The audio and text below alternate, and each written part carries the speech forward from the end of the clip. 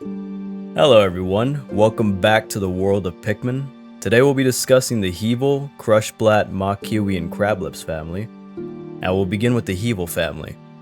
But before we get into that, don't forget to subscribe and hit the like button. Thank you. The Heevil family is comprised of two members, the Scutterchuck and the Flatterchuck. Beginning with the Scutterchuck, it appears in Pikmin 3, 4, and Hey Pikmin, and is a black-colored bipedal insect that uses its spade-shaped body to carry stones and toss or drop them on your captain or Pikmin party when you approach them. In Hey Pikmin, they differ in appearance from Pikmin 3 and 4 by their smaller stature and brown coloration instead, and their extra capability to walk on ceilings and sides of platforms. Here's Olimer's notes on this creature. Its main offensive strategy is to launch the crystal it carries on its back. Otherwise, it's completely defenseless. In most circumstances, it's a peaceful herbivore whose diet consists primarily of moss. When in danger, however, it wastes no time defending its territory by breaking small rocks and hurling them at the threat. In order to ensure it has a steady supply of rocks with which to defend itself, it shares its habitat with calcified crushblat larvae, so they can make use of the shells they cast off each night. Up next is the Scutterchuck's only relative, the Flatterchuck. Appearing in Hey Pikmin, it is a four-legged insect that camouflages as mossy stone, and when stepped on will launch whatever is on its back into the air. This makes the creature useful for platforming, and is completely harmless as it has no offensive capabilities. Here's the Hey Pikmin log commenting on this creature. It sleeps flat, blending in with the ground, and will only move if something walks across its back. At this stimulus, it leaps high into the air. It's difficult to say who's to blame when this happens, the Flatterchuck itself or the one who stepped on it. And that is all for the Heevil family. Moving on, we will now discuss the Crushblat family containing two members, the Calcified Crushblat and the Crystalline Crushblat. Beginning with the Calcified Crushblat, it appears only in Pikmin 3 and can be seen with a shell of silica around its body that requires rock Pikmin to slowly chip away at it, or alternatively, a bomb rock to shatter it as well. This tall creature seems to have amphibious skin and feet similar to chicken or other forms of poultry. The Calcified Crushblat will attempt to squash you and your Pikmin as you combat it, but it doesn't have much luck with crushing winged or rock Pikmin. Though rock Pikmin can be rooted into the ground if its attack lands, even if it is non-lethal. Here's Olimer's notes on this creature. Originally, these creatures were water-based mollusks. Their hard shell let them live on the land by keeping its soft flesh from being exposed to predators.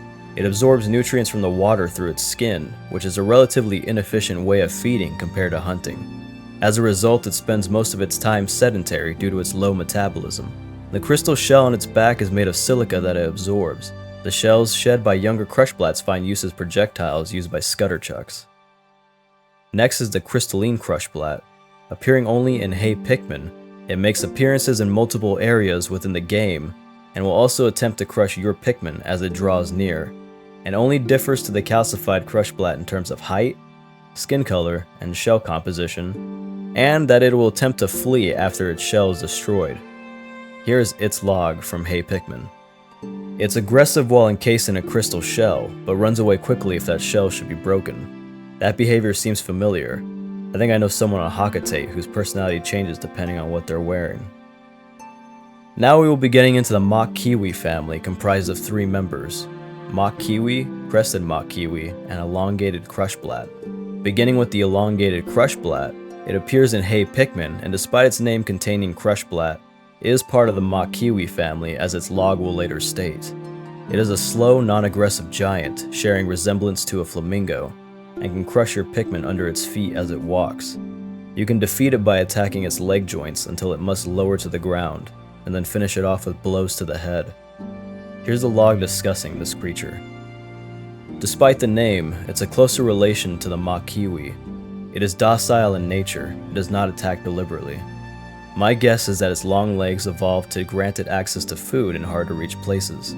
Is the abundance of convenient food the reason my species has such short, stubby legs?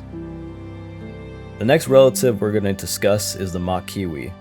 The Mach-Kiwi appears in Hey Pikmin as well, and is one of the most common enemies seen. Appearing as a rotund duckling, it is quite adorable. That makes me feel bad with how easily they are defeated considering that. They will attempt to eat your Pikmin as they draw near, but throwing Pikmin atop their head will quickly vanquish it. Here's its log from Hey Pikmin. Its large beak is a holdover from when its kind could fly, but the wings are totally vestigial now. It spends all its time either eating or sleeping. Reminds me of a certain pooch back on Hakatate. And next is the crested mock kiwi that also appears in Hey Pikmin. Similar to the standard mock kiwi, it differs in appearance through its purple coloration and pink crest, and differs in ability with more health and its ability to charge towards you and your Pikmin.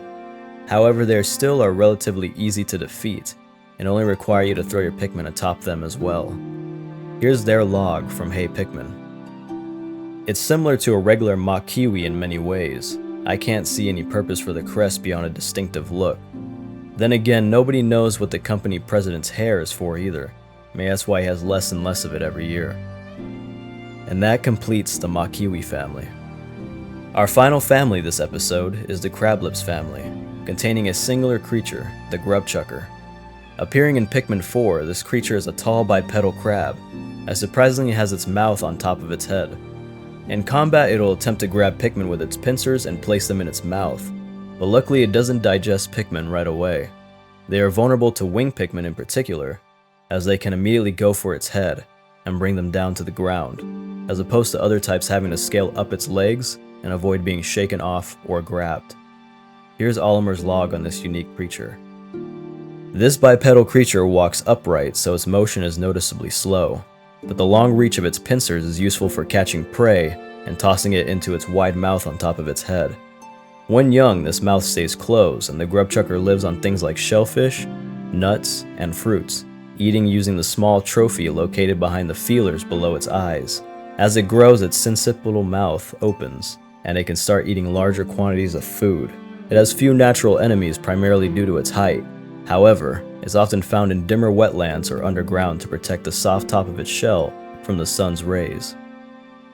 And that is all the families for this episode. Thank you all for watching, shout out to my channel members whose names are on the screen, and don't forget to like and subscribe to keep track of when I post more. I am RN, and I will see you next time. Peace.